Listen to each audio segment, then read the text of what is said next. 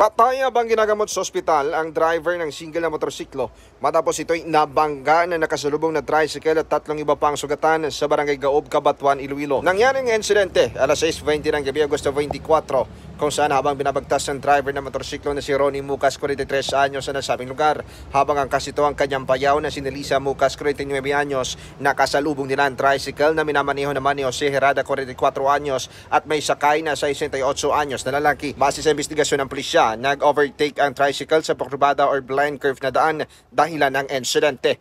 Malubang sugat sa ulo at iba pang katawanan ng tamo ni Ronnie dahilan ng kanyang pagpanaw. Nasa kritikal naman ang kondisyon ni Herada, sugatan naman si Nerissa at ang 68 anyos na lalaki. Mga ka-K5 sa ngayon, patuloy pa ginagamot sa ospital ang tatlong sugatan at inaalam pa ng pulisya kung magsasampa pa ba ng kaso ang pamilya ni Ronnie.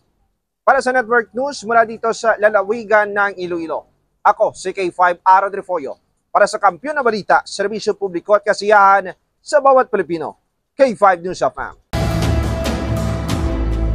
Ang ining balita ang ginadulong sa inyo sang DTX Coffee Mix. Himo sa natural nga sangkap pareho sang amarkuso, chia seeds, sugared cane extract powder. DTX Coffee Mix. Nakakapi ka na, naka-detox ka pa. DTX Coffee Mix. Mabakal sa mga butika.